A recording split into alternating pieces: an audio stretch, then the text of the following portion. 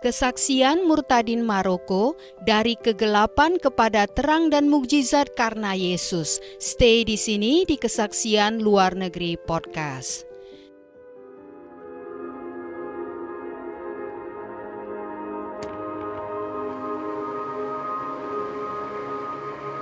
يسوع ليس مجرد إنسان عادي أو مجرد نبي، بل هو الله نفسه. Namaku Rashid, dan ini adalah kisahku bagaimana aku menemukan kebenaran. Aku dibesarkan dalam keluarga Muslim yang konservatif di sebuah desa yang sangat kecil. Tinggal di desa yang sangat kecil cukup unik, karena kami mengenal setiap keluarga dan juga setiap anggota keluarga di desa itu. Ayahku adalah imam di masjid. Dengan latar belakang keluarga yang demikian, keluargaku dihormati di masyarakat. Ayahku dihormati, dan ini membuatku agak sedikit bangga. Setelah lulus dari kelas 5 SD, aku tidak bisa melanjutkan sekolah di desa kami karena tidak ada sekolah. Oleh karena itu aku harus pindah ke Casablanca. Akibat pindah dari desa kecil ke kota besar seperti Casablanca, menyebabkan aku mengalami yang disebut gegar budaya atau culture shock, yaitu kondisi psikologis yang dialami seseorang ketika dia berada dalam lingkungan yang sangat berbeda dari yang biasa dia alami. Selain itu, aku juga jadi memiliki lebih banyak waktu luang. Aku tidak harus pergi ke masjid setiap hari seperti sebelumnya. Dan itulah awal dari perjalananku menuju kebenaran. Karena aku memiliki waktu yang lebih banyak untuk melakukan hal-hal lain selain hanya membaca Quran. Ketika Ramadan tiba, keluarga-keluarga mendorong kami sebagai anak-anak untuk berpuasa. Meskipun kami belum mencapai usia 15 tahun. Aku berusia 12 tahun saat itu, dan aku tidak harus berpuasa, tapi aku ingin menunjukkan bahwa aku bisa berpuasa. Jadi aku berusaha untuk tetap terjaga, tidak ketiduran. Agar bisa tetap terjaga, aku harus menemukan sesuatu untuk mengisi waktu. Jadi pada suatu malam, aku sedang menyetel radio dan aku mendengar suara berbahasa Arab. Aku berhenti dan mendengarkan. Dan aku mendengar mereka berbicara tentang Yesus Kristus dan menyebutnya dengan nama Yesua, bukan Isa. Isa merupakan nama Yesus dalam Islam. Itu adalah pertama kalinya aku mendengar tentang hal itu. Lalu aku mendengar hal-hal yang bertentangan dengan keyakinanku sebagai seorang Muslim. Aku mendengar bahwa Yesus disalibkan di kayu salib. Dan aku berkata sendiri, tidak, Yesus tidak disalib. Kemudian mereka mengatakan bahwa Yesus adalah Tuhan. Dan aku berkata sendiri lagi, tidak, Yesus bukan Tuhan. Yesus hanya seorang manusia. Yesus adalah seorang nabi yang baik, tapi dia bukan Tuhan. Semua itu berlawanan dengan keyakinanku di Islam. Aku berpikir, apa ini semua? Dan aku juga sangat marah karena orang-orang di stasiun radio itu berbicara dalam bahasa Arab. Aku terus mendengarkan dan di akhir program mereka memberikan alamat mereka. Dengan cepat aku menulis alamat mereka karena aku ingin menulis surat dan mengirimnya ke mereka. Aku ingin menantang mereka. Aku tidak sabar menunggu sampai pagi hari agar aku bisa menulis surat kepada orang-orang di stasiun radio tersebut dan menjelaskan kepada mereka bahwa apa yang mereka katakan dalam program tersebut tidak benar. Dengan semangat akibat penasaran, aku menulis surat kepada mereka. Aku menulis semua ayat-ayat Quran yang aku tahu dan juga menulis semua yang aku tahu tentang Yesus dari sisi Islam untuk membuktikan bahwa pernyataan mereka salah. Beberapa minggu kemudian, aku menerima balasan surat dari mereka dan aku menyadari bahwa aku tidak tahu banyak tentang kekristenan. Jadi suatu hari aku menulis surat kepada mereka mengatakan aku ingin tahu lebih banyak. Dan mereka mulai menjelaskan kepadaku. Dan semakin aku belajar, semakin aku ingin tahu lebih banyak. Ketika aku membaca Injil dan aku mulai membaca kata-kata Yesus, terutama khotbah di bukit, Ada sesuatu yang menyentuh hatiku. Sesuatu di dalamku mendorongku dari seorang anak yang levelnya hanya sekedar ingin tahu menjadi ingin mengenal lebih mendalam lagi Yesus yang ada di Injil. Aku jatuh cinta pada Yesus itu. Aku ingin tahu lebih banyak tentang Yesus. Aku ingin mengikuti Yesus. Dan aku pikir itu adalah saat di mana semuanya mulai berubah. Setelah 4 tahun melakukan korespondensi dengan mereka, orang-orang yang ada di stasiun radio itu, aku akhirnya menyerah dan berkata, aku tidak bisa mempercayai Islam lagi. Tahun terakhir dari masa 4 tahun ingin mengetahui tentang Yesus mungkin adalah tahun yang paling sulit dalam perjalanan itu. Islam bukan hanya sebuah agama, tapi segalanya dalam hidupku. Islam adalah ayahku, keluargaku, masyarakatku, dan meninggalkan semuanya itu seperti akarku dicabut, yang berarti terjadi perubahan total. Jadi aku tidak bisa menangani situasi ini, dan aku menangis dan berkata pada Tuhan, Tuhan tolong aku tidak bisa melakukannya. Dan pada saat itu, aku merasa sudah selesai dengan Islam, dan aku percaya pada Kristus, tetapi aku tidak tahu bagaimana mengatakannya. Akhirnya aku hanya menulis surat sederhana kepada teman-temanku di stasiun radio itu. Dan aku katakan, aku pikir aku seorang Kristen. Dan kemudian mereka merespon suratku itu, dan mereka mengontak seorang misionaris Amerika yang tinggal di Casablanca untuk menghubungiku. Kemudian misionaris tersebut mengirim surat padaku dan juga menuliskan nomor teleponnya di surat itu. Kami membuat janji untuk bertemu. Kemudian kami bertemu dan pergi ke sebuah coffee shop. Dan di coffee shop itu, misionaris itu mengajukan sejumlah pertanyaan kepadaku. Mungkin untuk mengetesku apakah benar-benar seorang yang percaya kepada Kristus atau tidak. Dia bertanya, siapakah Tuhan itu bagimu? Aku jawab, Tuhan adalah pencipta. Dia bertanya lagi, siapakah kita ini? Aku menjawab lagi, kita hanyalah manusia biasa, ciptaan Tuhan. Misionaris itu bertanya lagi, sekarang coba katakan, siapakah Yesus? Aku jawab, Yesus adalah Tuhan sendiri yang menjadi manusia. Kemudian dia bertanya lagi, apa yang Yesus telah lakukan? Ku jawab, Yesus disalibkan karena dosa-dosa kita. Misionaris itu bertanya lagi, apakah dosa itu? Aku jawab, dosa adalah yang memisahkan kita dari Tuhan. Dan dia bertanya lagi, apakah engkau menerima hal tersebut? Aku jawab lagi, ya, Yesus mati untukku. Dan akhirnya misionaris itu berkata, aku pikir engkau adalah seorang Kristen. Aku berkata kepadanya, apa maksudmu? Apakah teman-teman di stasiun radio itu mengirimmu untuk mengetesku? Dan kemudian dia berkata, tidak, aku hanya ingin memastikan bahwa engkau memahami apa yang sedang engkau lakukan dan memahami apa yang sedang engkau percayai. Kemudian dia berkata, maukah engkau datang bersama-sama dengan kami? Aku bertanya, siapakah mereka? Dia menjawab, mereka sama seperti engkau.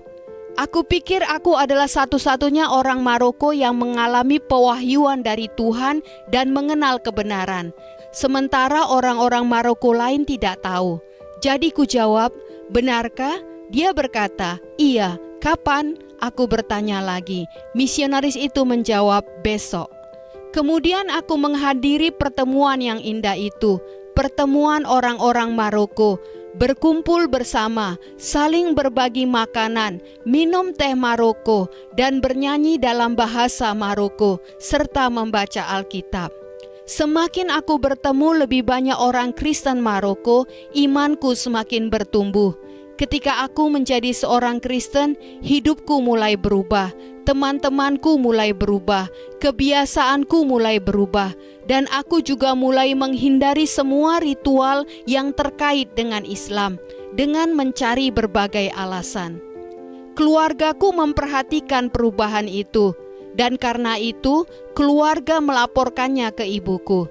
Ibuku merasa malu, dan ibu ingin membuktikan bahwa apa yang mereka laporkan itu salah. Jadi suatu hari ibuku mengumpulkan seluruh keluarga. Kemudian aku datang dan melihat seluruh keluarga berkumpul. Dan ibuku berkata kepadaku, "Apakah engkau seorang Kristen atau Muslim?" Aku harus menjawab pertanyaan itu. Aku berkata, "Mengenai itu adalah antara aku dan Tuhan. Tidak ada seorang pun yang memiliki hak untuk bertanya tentang iman di dalam hatiku." Kemudian ibu berkata lagi, "Cukup ucapkan syahadat dan tunjukkan itu kepada mereka, itu saja." Syahadat artinya kesaksian. Jadi ibuku memintaku agar aku bersaksi bahwa tidak ada Tuhan selain Allah dan Muhammad adalah utusan Allah yang terakhir. Aku berkata, "Ibu, aku tidak bisa mengucapkannya." Saat seseorang mengatakan kepada seorang Muslim bahwa dia tidak dapat mengucapkan syahadat, itu berarti dia menolak Islam. Segera setelah aku berkata seperti itu kepada ibuku, aku merasa seluruh dunia runtuh. Aku masih ingat saat itu benar-benar real. Aku tidak mendengar banyak hal. Aku hanya mendengar tangisan. Ibuku menangis, meratap, dan semua orang berbicara di sekitarku. Beberapa dari mereka mengutukku, dan beberapa di antara mereka berkata, "Keluar dari sini engkau anjing kotor." Dan ada yang meludahiku. Aku hanya merasa aku harus pergi, dan aku keluar dan pergi ke kios telepon untuk menelepon temanku, misionaris Amerika itu. Dan aku memberitahu dia apa yang terjadi. Dan dia bertanya, "Apakah kamu tahu kemana engkau akan pergi sekarang?" Dan aku berkata, "Tidak tahu." Jadi beberapa teman Kristen mengundangku ke rumah mereka, seperti 1 malam di sini, 2 malam di sana. Bahkan kadang-kadang aku tidur di jalanan. Kehidupan tanpa rumah atau homeless kualami selama 2 tahun. Hidupku seperti hancur di depan mataku. Kadang-kadang aku menangis dan berkata kepada Tuhan, "Tuhan, mengapa engkau biarkan hal ini terjadi? Aku hanya seorang anak-anak." Tetapi ketika kapan saja aku kembali melihat ke belakang, mengingat hal-hal itu kembali, aku berkata, jika aku tidak melewati masa-masa itu, aku tidak akan memahami apa arti pertobatan. Ketika aku melihat ke belakang, ke masa-masa itu juga merupakan masa-masa paling bahagia dalam hidupku. Saudara mungkin akan bertanya, kenapa? Karena aku tidak memiliki apa-apa untuk diandalkan, untuk diharapkan, kecuali Tuhan. Hal ini sangat luar biasa bagiku. Biasanya orang-orang mengandalkan uang, status sosial, keluarga, pekerjaan, pendidikan. Aku tidak memiliki semuanya itu, tidak memiliki apa-apa. Aku hanya memiliki Yesus. Ketika semuanya itu, uang, status sosial, keluarga, pekerjaan, pendidikan tidak ada, yang ada hanyalah iman, tidak ada yang lain. Aku hanya percaya pada Tuhan dan mengikutinya. Setelah 2 tahun, misionaris yang aku kunjungi dari waktu ke waktu itu berkata kepadaku, "Rashid, aku ingin kamu pindah dan membangun hidupmu kembali. Engkau bisa tinggal dan belajar tentang Tuhan dan Alkitab di Siprus." Jadi aku pergi ke Siprus dan di situ aku bertemu dengan orang-orang Kristen lain dengan latar belakang Muslim yang berasal dari Mesir, Yordania, Lebanon, dari negara-negara yang berbeda. Aku begitu bersemangat melihat bagaimana Tuhan bekerja pada orang-orang lain yang memiliki pengalaman yang sama seperti aku. Ketika aku memiliki tempat tinggal ini, segalanya mulai berubah. Aku mulai bersekolah kembali, aku mulai mencari pekerjaan paruh waktu sehingga aku bisa melanjutkan kuliah ke universitas. Kemudian aku mulai menghubungi keluargaku kembali. Aku mulai mengunjungi mereka dan menunjukkan kasih kepada mereka. Aku berkata pada ibuku, "Ibu, aku tidak kembali karena ibu pernah memaksa aku, atau karena aku tidak memiliki tempat untuk pergi dan hanya ingin kembali ke keluarga. Aku hanya datang karena aku mengasihimu." Ayahku tidak mau bertemu denganku. Dia menolakku dan menyangkalku di depan teman-temannya dan semua orang. Dia berkata, aku tidak memiliki anak laki-laki. Dan aku selalu bertanya pada ibu, Bu, apakah sudah waktunya untuk bertemu dengan ayah? Ibu menjawab, tidak, tunggu saja. Jadi ibuku menjadi perantara antara aku dan ayahku, seperti hampir setiap ibu lakukan. Dan ibuku mencoba menenangkan situasi. Aku mengatakan pada ibuku bahwa aku mengasihi ayahku. Yesus mengajarkan aku untuk mengasihi lebih lagi, tidak ada yang lain. Ada satu hal yang dilakukan orang-orang Kristen di Maroko yang merupakan underground church. Mereka biasa mengadakan sekolah Alkitab di musim panas. Dan di salah satu sekolah Alkitab itu, aku bertemu dengan seorang wanita dan kemudian kami menikah. Kami tinggal di sebuah apartemen kecil dan kemudian kami mulai menjadikan apartemen kecil kami itu menjadi tempat orang-orang Kristen seperti aku berkumpul.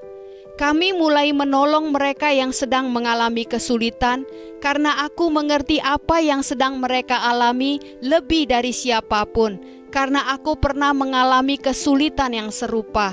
Jadi aku katakan inilah pelayananku. Ketika kami mulai melakukan pelayanan ini, kemudian seseorang masuk ke dalam kelompok kami itu, orang yang menyamar. Dia seorang jurnalis yang mencoba melihat apa yang dilakukan oleh orang-orang Kristen. Aku tidak curiga padanya, mempercayainya. Dan kemudian orang tersebut mengambil barang-barang kami dan memberitahu polisi rahasia dan juga surat kabar tentang kami. Dan pada suatu saat beritanya meledak. Semua orang tahu tentang aku, bahkan masjid lokal di mana aku tinggal. Aku diancam oleh polisi rahasia dan juga oleh masjid setempat. Jadi semua hal ini membuat kami memutuskan untuk meninggalkan Maroko untuk selamanya. Ketika aku pindah keluar dari Maroko, pertama-tama aku tidak memiliki niat untuk memulai pelayanan dengan segera. Aku masih memiliki hati yang tertinggal di Maroko. Tapi suatu saat aku mendapatkan tawaran dari seorang teman yang berkata, apakah engkau mau melayani di TV? Aku berpikir, aku tidak memiliki pelayanan melayani di TV.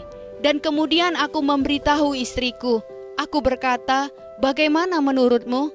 Aku berkata kepada istriku, kita harus memilih antara melakukan apa yang ditawarkan itu, atau kita harus menjauhkan diri dari pelayanan Injil karena itu berbahaya.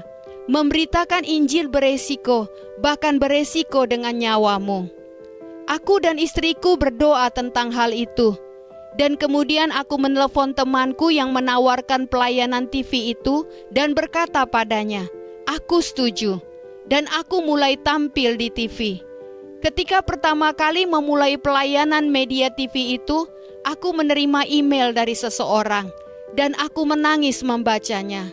Hati orang tersebut tersentuh mendengar kesaksianku dan dia berkata, aku mendengar kesaksianmu.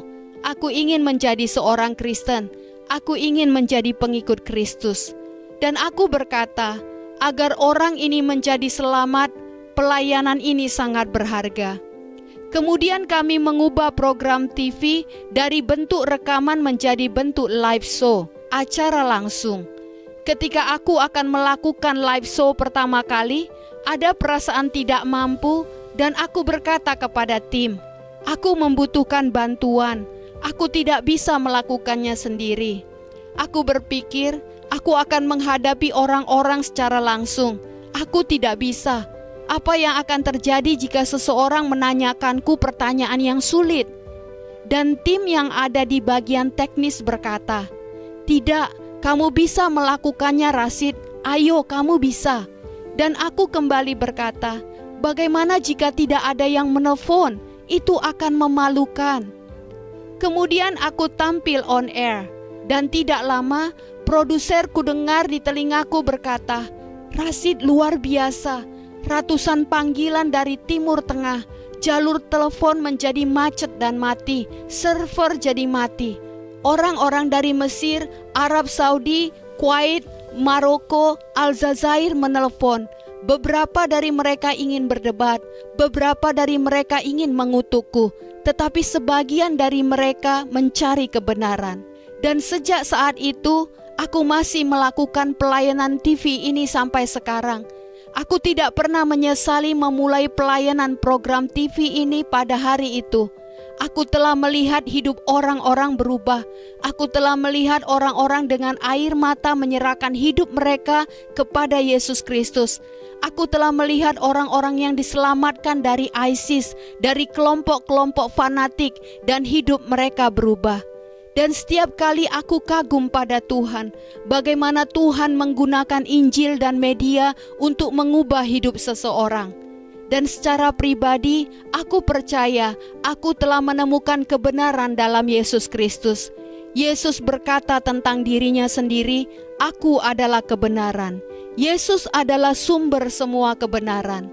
Jika saudara menonton video ini, dari dalam hatiku aku meminta saudara untuk mengambil satu momen singkat, agar saudara dari dalam hatimu yang paling dalam berdoa dengan doa yang singkat. Tidak perlu dengan kata-kata yang bagus, hanya dari hati yang tulus. Katakan kepada Tuhan, "Tuhan, tolonglah aku untuk mencari kebenaran. Tolonglah aku untuk menemukan Engkau. Pimpinlah aku, tunjukkanlah dirimu kepadaku. Aku berikan hatiku, aku berikan hidupku. Pimpinlah aku dalam perjalanan ini." Aku percaya bahwa kata-kata yang datang dari hati kita, mereka memiliki makna dan akan membantu saudara dalam perjalananmu. Ini tidaklah mudah, aku telah melewatinya. Ini bukanlah sesuatu yang sederhana. Aku tahu ini rumit, tapi aku percaya bahwa jika saudara tulus, saudara akan mencapainya seperti aku mencapainya, dan Tuhan akan membantumu dalam perjalananmu. Puji Tuhan, sampai bertemu di episode berikutnya. Tuhan Yesus selalu bersama, menjagai dan memberkati kita semua. Amin.